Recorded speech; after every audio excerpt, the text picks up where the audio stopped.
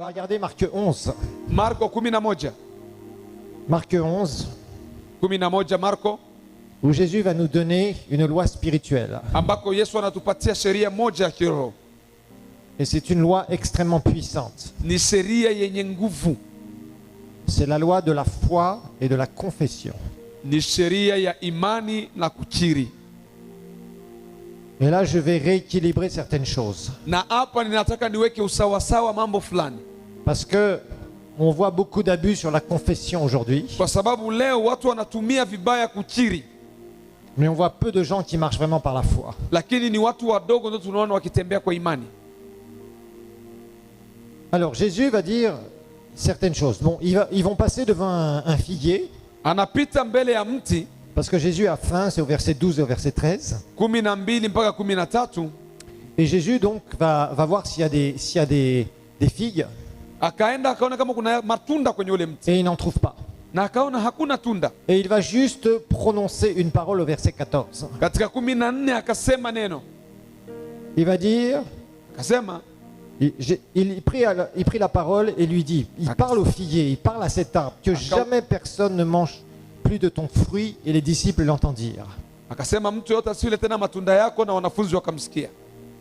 Non, reste sur le verset 14. Bachia tu pale kwenye 14 tafadhali. Donc Jésus va prononcer une parole. Il voit un figuier. Anaona mti. Un figuier qui n'a pas de fruits. Jésus a faim. Mti ambao hauna matunda na Yesu ana njaa. Et il prononce une parole. Na akauambia ule mti neno. Apparemment, qu'est-ce qui se passe à ce moment-là? Ukitazama vizuri nini ambayo ilipitikana? Quand on regarde le figuier, avant que Jésus parle, ukiangalia mti kabla Yesu kuongea, et 5 minutes après que Jésus ait parlé, na baada ya dakika 5 Yesu kuongea, est-ce que le figuier était comme ça avant que Jésus parle? Je, kabla Yesu kusema mti ulikuwa umekauka? Avec des belles feuilles? Na majani mazuri. Jésus parle. Yesu anasema. Et 2 minutes après, le figuier, il a fait « Oh, je meurs ». Na baadaye mtu ukasema Yesu amesema nakufa. Est-ce que ça s'est passé comme ça? Je, vilitendeka hivyo? Ni swali. Vilifanyika ghafla papo hapo? Non. Hapana. Les disciples n'ont rien remarqué. Wanafunzi hawakugundua chochote. Jésus parle au figuier. Yesu anauambia mti. D'ailleurs, il devait être étonné. Kwanza walisangazwa. Jésus avait parlé à des démons et les chassait. Aliongelea mapepo na akayafukuza. Il avait parlé à des maladies. Akaongea ugonjwa. Il les avait chassés. Akawafukuza. Il avait parlé à la tempête. Akaongelea upepo. Mais il n'avait jamais parlé à un arbre. Lakini kama hajawahi kuongelea mti. Est-ce que le figuier d'un seul coup va sécher devant les disciples? Swali ni kwamba alipomaliza kusema, je, mti ulikauka papo hapo? Apparemment, il n'y avait rien de visible à l'extérieur. Ukiangalia ni kama hakuna chochote kilichofanyika. En tout cas, tel quel, on ne pouvait pas voir la différence quelques minutes avant que Jésus prononce cette parole. Au moment où il a prononcé la parole, 2 minutes après où il va prononcer la parole, apparemment, je dis bien apparemment, il n'y avait aucun changement. Bon, Jésus va aller à Jérusalem, il va chasser les gens, les vendeurs du temple. Et au verset 20, le matin en passant, les disciples virent le figuier séché jusqu'aux racines.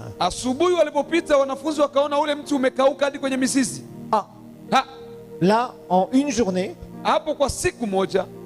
il s'est passé quelque chose de visible. Il s'est passé quelque chose de visible. Apparemment, il ne se passait rien sur le moment. Jésus et ses disciples sont partis vers Jérusalem. Mais quand ils reviennent, ils regardent. Et je pense qu'ils étaient curieux. Vous savez, il y a beaucoup d'observateurs et qui ne sont pas des Nations Unies dans nos églises. Quand tu marches dans la foi, il y a beaucoup d'observateurs. Ils sont là, ils te regardent en disant « Ah, tu dis que tu as la foi. On va voir, on va voir. » Marcher dans la foi, ça va te coûter. Ça va te coûter des relations. Ça va te coûter des critiques. Mais quand les gens voient comment Dieu a agi dans ta vie, là ils disent On était ensemble. On savait que ça allait se passer. Sache une chose, dans la foi, tu es tout seul. Ta foi, c'est quelque chose de personnel. Il y aura rarement des gens qui vont soutenir ta foi parce que c'est toi qui peux croire seulement. Très rarement tu auras des gens qui vont t'accompagner dans la foi. Souvent tu seras seul à seul devant tes circonstances. Devant tout ce que tu auras à faire face, tu seras seul à seul. C'est pourquoi je vous ai dit. Et ce matin, on a beaucoup parlé de ça. On a parlé de comment se nourrir dans la parole de Dieu. D'avoir une relation personnelle avec la parole. Parce que la foi vient de ce qu'on entend de la parole. Et ce matin, j'ai fait toute une leçon. Je pense que c'est enregistré. C'était enregistré ou pas? Okay. Je vous conseille fortement de vous procurer le message de ce matin. Je vous conseille de vous procurer le message. Parce que j'ai montré comment méditer la parole. Et ne pas la lire seulement. Et d'apprendre à se nourrir correctement. Parce que si tu es faible dans la parole, tu pourras prier tout ce que tu veux. Jacques chapitre 5 nous dit au verset 14 que c'est la prière de la foi qui relève le malade. Ce n'est pas seulement la prière. La prière est un véhicule, je le répète. La foi, c'est l'énergie du véhicule. Si tu prends une voiture que tu as toute neuve, s'il n'y a pas d'essence dedans, tu n'iras pas loin. Tu n'accompliras rien avec. Tu ne pourras pas te déplacer et transporter des choses. C'est la même chose avec la foi et la prière. Ta foi, c'est ce qui donne de l'énergie à ta prière et qui l'envoie vers le ciel et qui ramène la réponse. Alors, à ce moment-là, ils s'aperçoivent que le figuier est séché. Pierre, rappelant ce qui s'était passé, dit à Jésus: Rabbi, regarde le figuier que tu as maudit a séché. Pierre était entre guillemets étonné. Je ne vais pas insister sur le caractère de Pierre. C'est intéressant, mais je n'ai pas le temps d'insister trop là-dessus. C'est pas ça ce que sur quoi je veux insister ce soir. Jésus prit la parole et leur dit: ayez foi en Dieu. Littéralement, ça veut dire dans le grec: ayez le même type de foi que Dieu possède. Ayez le même type de foi que Dieu possède. Dieu te demande d'avoir la foi. Et en fait, Dieu ne te demandera jamais quelque chose que Dieu n'a pas. Dieu est un Dieu de pardon et il nous demande de pardonner. Dieu nous demande d'aimer parce que Dieu est un Dieu d'amour. Dieu attend à ce qu'on ait la foi parce que lui-même c'est un Dieu de foi. Il a parlé et les choses sont venues à l'existence. Dieu est un Dieu de foi. Dieu ne peut pas te demander quelque chose que lui-même n'aurait pas. Alors, ici, Jésus dit: ayez le même type de foi que Dieu possède. Mais je voudrais vraiment insister sur quelque chose ce soir, c'est le verset 23 particulièrement. En vérité, je vous le dis, si quelqu'un dit à cette montagne: ôte-toi de là et jette-toi dans la mer, et s'il ne doute pas dans son cœur, mais qu'il croit que ce qu'il dit arrive, il le verra s'accomplir. Mtu yeyote anakiamini katika roho yake na kiwaambia mlima huu ng'oka na ukajitupe baharini, nao utatii.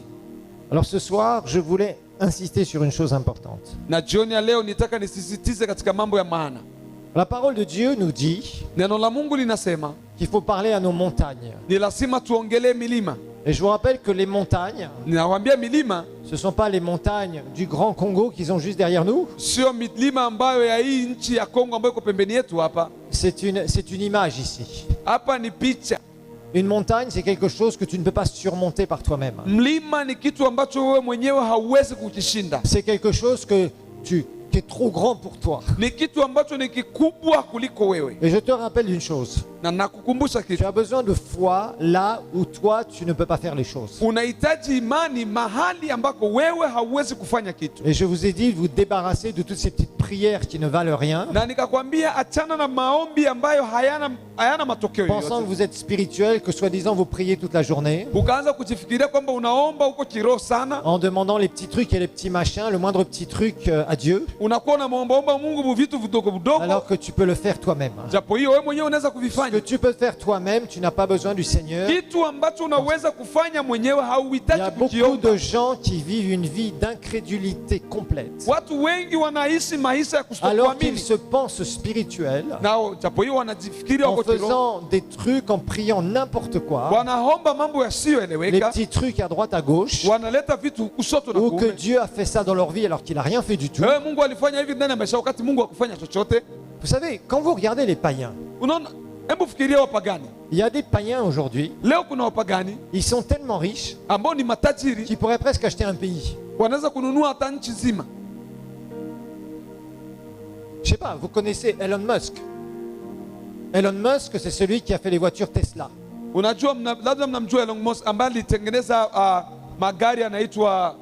Les voitures électriques. Tesla. Tu connais pas Tesla?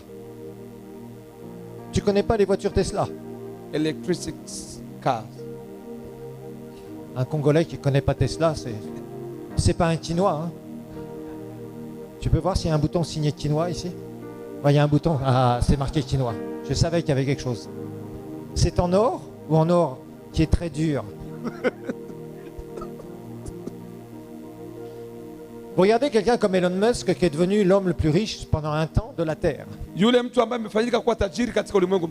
vous regardez celui qui a fait Microsoft. Comment il s'appelait d'ailleurs? Bill Gates. Bill Gates, c'est bien. Je suis les actualités, c'est bien. Même à Baraka, ils ont quelque chose pour suivre. Vous savez, je rigole avec Baraka et Mboko aussi. Moi, je connais Baraka et Mboko. Hein. Okay. J'ai jamais été, mais j'avais des étudiants en 1995 qui venaient de là-bas. Et alors, je les appelais les étudiants Nipé Nipé.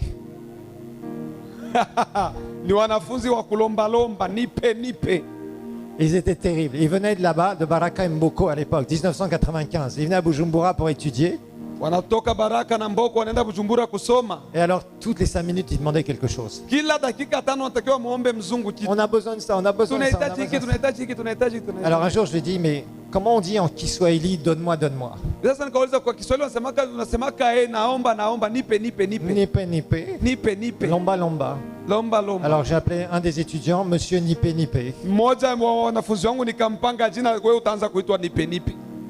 C'est une vieille histoire de Baraka et de Mboko.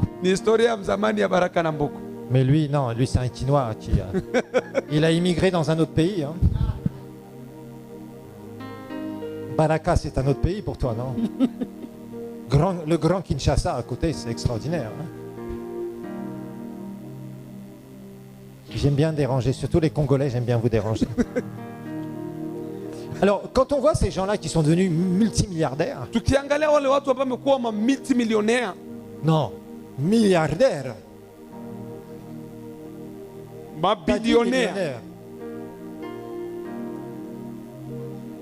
Billionnaire. Un Quinois qui ne connaît pas la différence. C'est un faux Quinois. Milliardaire. C'est pas la même chose. Il y a 3 zéros encore derrière, entre le millionnaire et le milliardaire. Ok, milliardaire. Voilà. Le milliardaire, il est 1000 fois plus costaud que le millionnaire. Et on voit que ces gens-là sont devenus extrêmement riches parce qu'ils ont eu des bonnes idées. Vous savez, je suis très fâché. Je suis vraiment fâché. Je suis en train d'écrire un livre sur la prospérité. Vous savez quoi? Avec $1 milliard. Milioni moja ya dola. Non, pas million. $1 milliard. Vous savez qu'il y a plus de 2400 milliardaires en 2022, je crois. 2400 milliardaires sur la terre. Et ce n'est pas des milliardaires en francs congolais ou en francs burundais. Ce sont des milliardaires en dollars. Il y en a plus de 2400. Pourquoi je suis fâché?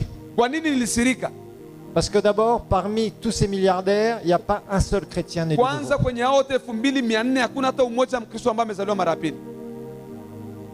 Vous nasikia bien.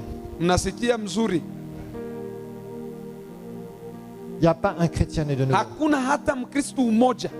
Et là où je suis fâché, c'est que les richesses de notre Père les a mises dans la terre. Si on avait 1 milliard de dollars à disposition pour l'évangélisation, vous savez, quand Daniel Kolenda a fait sa croisade, je vous ai dit, j'ai rencontré le docteur John, le Ghanéen. Je lui ai posé des questions. Je lui ai dit, mais vos croisades, ça coûte combien? J'ai avancé quelques chiffres volontairement pour un peu le faire parler. Vous savez, c'est comme les Quinois. Les Quinois, il faut les faire parler. Tu lui parles dollar au Quinois et il va te donner les boutons de sa veste. Et alors, j'ai parlé au docteur John comme ça. Et leur croisade coûte entre 500 000 à 1 million de dollars. Les grosses croisades. Si on avait un milliardaire qui donnait 1 milliard pour l'évangile, on pourrait faire 1000 croisades. Oui, 1000 croisades. 1000 croisades. De très grosses croisades. Parmi ces, il y a environ un peu plus de 200 pays sur la terre. On pourrait prendre les 5 villes les plus importantes de chaque pays et gagner des millions et des millions d'âmes pour le Seigneur. Là où je suis fâché, c'est que la pauvreté des chrétiens limite le nombre de gens qui vont aller au ciel.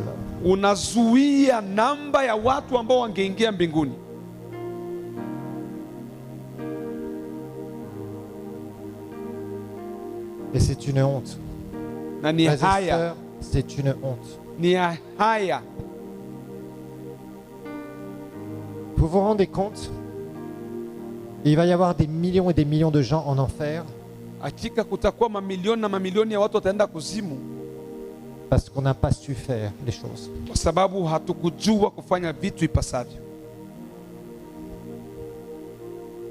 Ça en dit long. Il y a 2400 milliardaires sur la terre. Il y a plus de 90 millions de millionnaires en dollars sur la terre.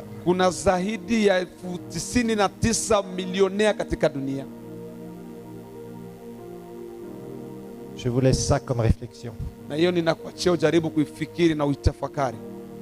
Donc on a beau crier nos amen et nos alléluia. Je vous rappelle que la première des missions que Jésus nous a laissées, c'est d'aller toucher les âmes perdues. Mais moi, quand je vois l'église de Dieu dans l'état dans lequel elle est, les gens se réunissent dans les églises, il y a des églises qui sont remplies. Mais est-ce que ces églises touchent les âmes perdues? Beaucoup ne font rien pour les âmes perdues. Je vais vous donner un grand secret. Investissez davantage dans l'évangélisation. Certains, vous êtes capables de payer des croisades d'évangélisation. Faites-le. Je ne sais pas la portée dans l'éternité que ça va avoir.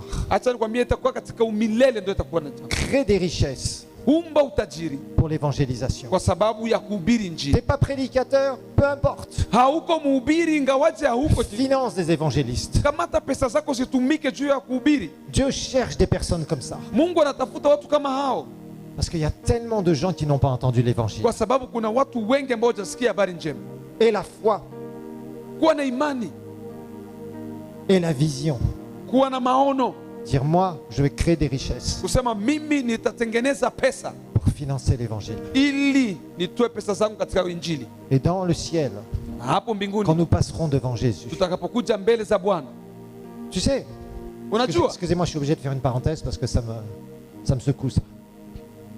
Quand on va aller au ciel, on va aller dans la présence du Seigneur. Il y en a beaucoup qui auront un choc culturel quand ils vont arriver là-bas. Parce qu'il y en a beaucoup qui sont des nouveaux et qui restent des bébés spirituels. Quand Jésus va venir enlever son église, qu'on va ressusciter d'entre les morts, qu'on va revêtir notre corps, parce qu'au ciel tu n'auras plus de corps, tu seras en deux dimensions. Tu vas revêtir ton corps immortel et incorruptible qui ne pourra plus pécher. Juste après l'enlèvement, on va passer devant le tribunal de récompense de Christ.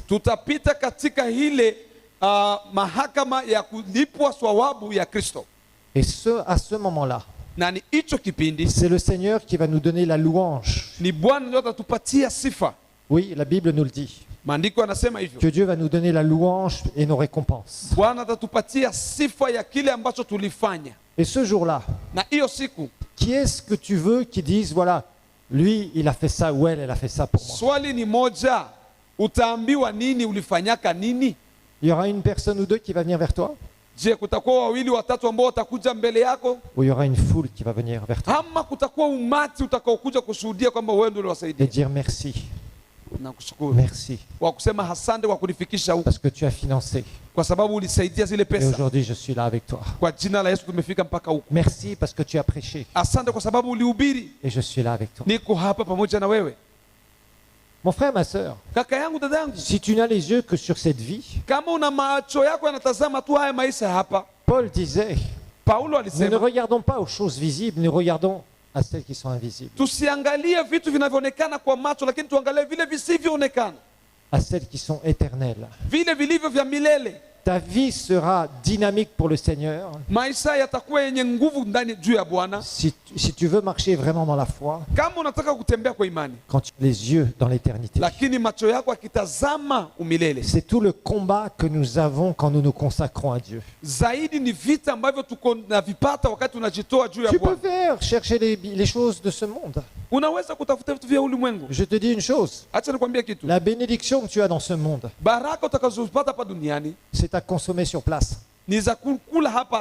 Pasteur, ta belle Toyota FJ, tu ne l'emmèneras pas au ciel et tu le sais. Donc profites-en sur la terre pour servir le Seigneur avec. Tout ce que tu auras, tout ce que tu feras sur cette terre, tout ce que tu acquériras, tu le laisseras. Et ça, tu dois avoir ça dans ton cœur. Jésus dit, si quelqu'un dit à cette montagne, ôte-toi et jette-toi dans la mer. Donc tu parles à quoi? À tes circonstances.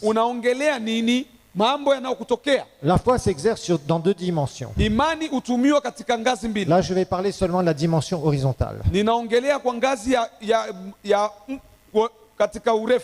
Parce que la foi aussi s'exerce envers Dieu le Père. Mais là, je vais te parler de la foi et de la confession. Si quelqu'un dit à cette montagne, ôte-toi de là. Et s'il ne doute pas dans son cœur, mais qu'il croit ce qu'il dit, que ce qu'il dit arrive, cela lui sera accordé. J'aimerais que vous appreniez à faire une chose. Quand vous voulez exercer votre foi, attendez avant de parler ou de prier. subiri kabla ya kuomba au kabla ya kusema. Passe du temps dans la parole. Chukua muda wa kutosha katika neno la Mungu. Parce que Jésus dit une chose qui est jamais enseignée, que j'ai jamais vraiment entendu enseigner. Kuna kitu ameongea ambacho hakijawahi kufundishwa. Nous avons aujourd'hui beaucoup de prédicateurs qui disent déclare telle et telle chose dans ta vie. Kuna wahubiri wengi wanasema sema hivi ndani ya maisha yako.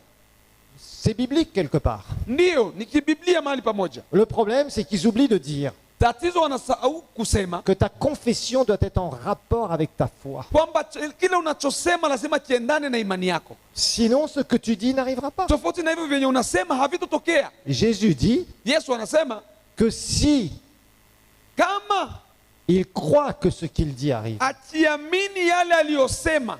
Et il y a une connexion entre ta bouche et ta foi. Kuna muunganiko kati ya mdomo wako na imani yako. Le problème c'est qu'aujourd'hui on a plein de gens qui confessent tout un tas d'histoires. Tatizo ni kwamba leo tuna watu wengi ambao wanasema maneno mengi. Vous avez vu toutes ces histoires complètement stupides sur Facebook? Umeangalia vitu vya ujinga kwenye Facebook. Je déclare que le mois d'octobre sera ton mois, le mois de ta bénédiction. Ninatangaza mwezi wa 10 utakuwa mwezi wenye baraka zako. Si tu partages ça, kama ukigawanya hii 10 fois tu seras béni 10 fois. Kwa watu 10 na ukigawanya kwenye kundi 10. Si tu partages ça 100 fois, tu seras béni 100 fois. Ukigawanya hiyo mara 100 unabarikiwa. Tape amen. Sema amen. Ujinga. Oh, parce que na je dis, kuna wapumbafu. Il y a des idiots qui tapent amen. Kuna wapumbafu na wajinga na wanasema amen. Qui croient des bêtises. Wanaamini ujinga.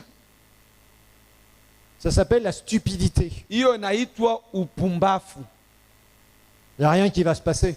Hakuna ambacho kitafanyika. Dieu n'est pas un magicien. Mungu sio mganga Dieu wa kienyeji. fonctionne avec ton niveau de foi. Mungu anatumika sawa sawa na ngazi ya imani. Donc tu dois d'abord, je te rappelle, avoir une relation avec la parole de Dieu. Acha nikwambie mwanzo ni lazima uwe na urafiki na neno la Mungu. Tu veux être guéri de quelque chose? Unataka uponywe kitu? Passe du temps à méditer la parole. Chukua muda wa kutafakari neno la Mungu. Sur la guérison divine. Uponyaji unasema nini? Tu médites. Unatafakari. Tu écoutes vraiment des personnes qui enseignent très bien dans le domaine. Watu ambao wanaongelea yale maneno. Tu prends des versets. Unachukua mavesi. Tu les recopies. Unaziandika. Tu les soulignes dans ta Bible. Unazipiga kistari. Tu commences à regarder, à chercher, unaanza kutafuta, à dire à ton Père Céleste, Père, je ne comprends pas ces choses.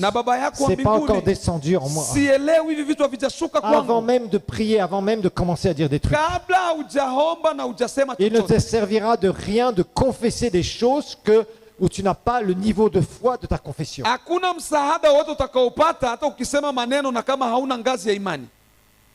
Et il y a beaucoup de chrétiens qui deviennent des super émotionnels avec ça. Ils confessent des choses s'ils ne croient pas, et ça ne marchera pas. Ça ne marchera pas. Parce que tu doutes. Et des fois même tu es complètement incrédule. L'incrédulité est une absence de foi. L'incrédulité bloque complètement la puissance de Dieu dans ta vie. Si tu es incrédule mais que tu parles, ça servira strictement à rien. D'autre part, faites attention à certaines choses. Il y a des gars qui enseignent sur la pensée positive. Le changement de mentalité fait partie de certaines choses que nous devons pratiquer. Changement de mentalité. Mais ce n'est pas l'objet principal de ta vie chrétienne. Fais attention à cela. Il y en a certains, vous cherchez sur Internet tout un tas de personnages qui ont bien réussi dans la vie. Il y a un type qui s'appelle Grant Cardone. Cardone. Et c'est un gars qui est connu aux États-Unis. Il fait des grandes conférences. Il va vous montrer ses jets privés, il va vous montrer ses bagnoles. Mais le gars, il fait partie de l'église de Scientologie. Il écrit des bouquins. Et il y a des chrétiens qui prennent ces citations. Tu sais de quoi tu t'inspires? Swali ni kwamba unakamata unajifufia kwenye nini? C'est comme il y a des gens. Ni kama watu. Franchement, faites attention. Ce que vous comprenez pas, c'est qu'il y a des gens qui font des déclarations et il y a un environnement spirituel autour de ça. Acha nikwambie, kuna watu wakisema maneno, kuna nguvu za kiroho zinasindikiza ile maneno yao. Ça s'appelle la séduction spirituelle par laquelle le diable travaille. Inaitwa udanganyifu wa kishetani ambao shetani anafanyia kazi. C'est comme il y a quelque temps. Ni kama vile wakati fulani. Oh, il y a peut-être un ou deux ici, on va les attraper. Una umoja wawili tutawakamata sasa hivi. Il y avait l'anniversaire de Bob Marley. Wanajua kwamba kuna wanafurahia kuzaliwa kwa Bob Marley. Il y a des chrétiens qui mettent les citations de Bob Marley. Kuna wakristo wanachukua maneno ambayo Bob Marley alikuwa anaimba. Vous savez comment Bob Marley est mort? Unajua alikufa kae? Drogué, overdose. Alikufa akiwa amejinywesha vile. Mais dans ses chansons, il citait la Bible. Na katika nyimbo zake alikuwa anataja Biblia. Je peux pas comprendre qu'un chrétien dise oh, en mémoire de l'anniversaire de Bob Marley, de la mort de Bob Marley. Namna gani Mkristo unaweza andika kwa Facebook yako asa kwa katika kumkumbuka Bob Marley? De quel esprit tu t'inspires? Swali ni moja, unajua ni roho gani ambayo unaivutia kwako? Bob Marley avait un don, ça c'est clair, de Bob Marley alikuwa na kipawa cha muziki. Il a créé le reggae. Aliumba reggae. Mais c'était un gars qui était complètement pris par des esprits sataniques. Ni mtu ambaye alikuwa anatumika na maroho za kishetani. Et il citait la Bible dans ses chansons. Na katika nyimbo zake alikuwa anataja Biblia. Le gars il chantait, des fois il était tellement drogué que bam il tombait par terre et c'était pas sous la puissance de Dieu, croyez-moi. Acha nikwambia, alikuwa anaimba wakati mwingine alikuwa anaanguka na sio nguvu za Mungu. Et ses collègues étaient obligés de le ramasser comme ça. Warafiki zake walikuwa wanamsimamisha. Le remettre devant le micro pour qu'il continue à chanter. Wanamweka tena mbele ya mikro endelee kuimba. Tout ce qui parle de Dieu ou de la Bible en général n'est pas forcément bon et d'inspiration. Sio kila ambaye anaongelea Biblia kwamba ndio sehemu unaweza enda kuchota ambako unaweza kufunuliwa, hapana. Il n'y a pas beaucoup de amen ce soir. Amen zimepungua. Je pense, Pasteur Alembe, il doit y avoir un ou deux. Nafikiri il doit y avoir un ou deux fans de Bob Marley. Kuna wana memba hapo wa Bob Marley, mashabiki wa Bob Marley wamekwazika. Il faut que tu les attrapes à la sortie. Basta uwatinge saa kutoka. Est-ce que tu as un cachot? Tu as fait un cachot en dessous? Una ka prison kuchini ke unaweza funga hapo. Un pasteur doit toujours avoir un cachot, vous savez. Pasteur lazima awe na prison. Mais un cachot qui est caché. Lakini ka prison ka kujificha. Un cachot caché ambako kanajificha avec un gros cadenas. Na kifungo kikubwa. Et quand vraiment certaines brebis sont passage, kama kuna kondoo ambazo zinapita, le pasteur il doit jeter les clés dans le lac Tanganyika. Lazima tupe funguo mlac Tanganyika. Donc faites attention à tout ça. Kwa hiyo fanya ange hivi vitu.